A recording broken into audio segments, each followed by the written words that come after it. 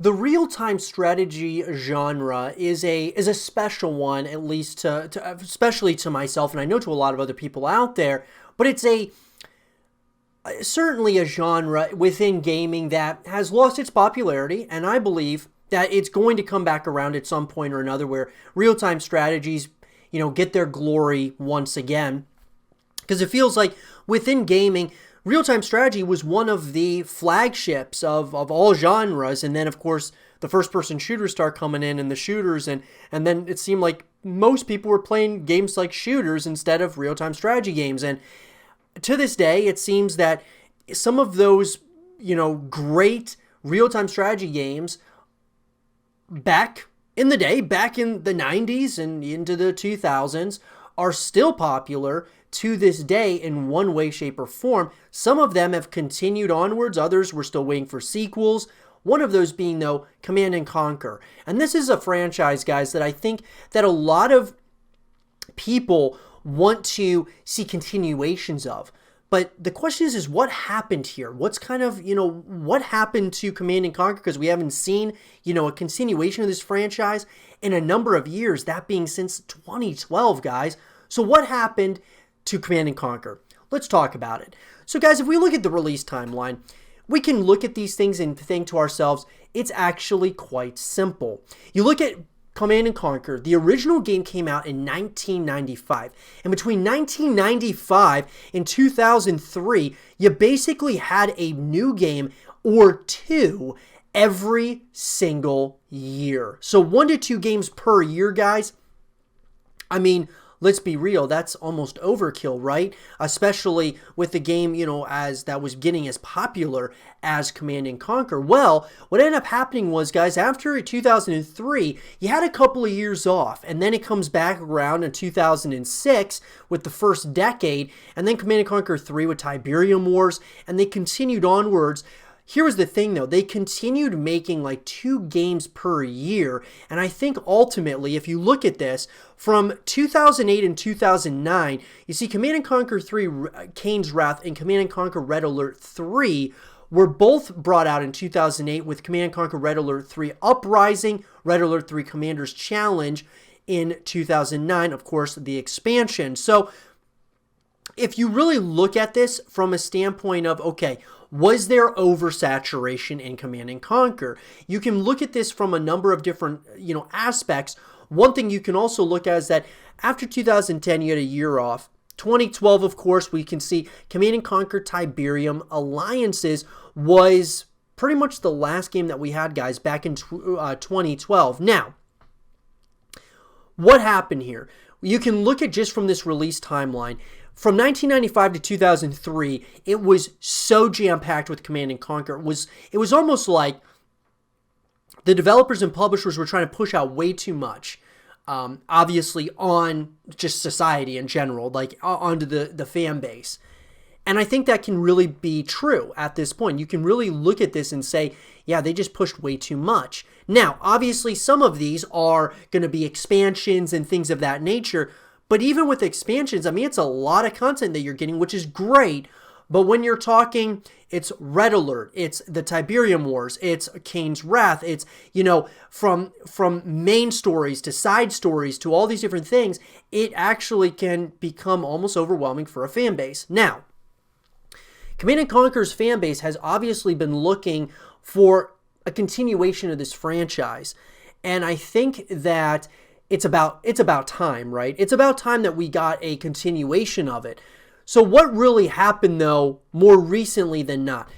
If we kind of skip ahead from 2012, in 2018, we got Command & Conquer Rivals, which was something that people at first were like, okay, but they were also waiting for a true continuation, that being like a PC game. Because for those of you, obviously, who are involved in the Command & Conquer or have been active within the Command & Conquer community, know that Command & Conquer Rivals is a mobile game. And so, guys, look, I've said this on multiple occasions. that mobile games, it's not so much that they're the problem or something. It's not that Command and Conquer Rivals was a bad game. I actually think that it was pretty good for what it was, how it was like a simple concept, but it was actually pretty hard to master. Like, it was really a tough game. It would take a lot of time, just like any other real-time strategy game. It really did take strategy after a while. Well, either way, it's not the fact that they released, that being EA, released Command and Conquer Rivals onto the world as a mobile game. It's the fact that all they announced was a Command and Conquer Rivals, the mobile game, and didn't announce anything else.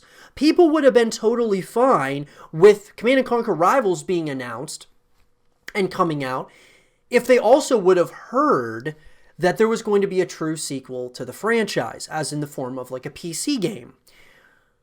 Even a remastered collection of Command & Conquer, if they would have announced that in 2018 alongside Command & Conquer Rivals, people would have been, okay with that as well, I feel. But it's the fact that they only announced Rivals. So then a lot of people didn't even give Rivals a chance, a free-to-play mobile game. And like I said, guys, I really thought it was actually quite fun. But a lot of people didn't give it the time of day. They didn't even give it a chance because of that backlash. They were so upset that they were doing a mobile game and not doing a true sequel to the franchise. Well, now if we look in 2020, there is supposedly going to be a Command & Conquer Remastered collection coming out. And this is quite interesting, guys, because we should be getting that remastered collection at some point or another in 2020, potentially in 2021. It's hard to say, but we're supposed to be getting the remastered collection, but we're still waiting for that true sequel, that true continuation of this franchise, because I know for a fact that Command & Conquer's fan base is kind of similar to that of StarCraft, which is of course a game that in franchise that I've been around for a long time, since pretty much the beginning of StarCraft 2. And I know that this is a franchise as well, Command & Conquer, that they are wanting him and wanting for, really hoping for a continuation to this franchise. And I know the StarCraft community has felt the same way, somewhat, as far as wanting a continuation of their franchise.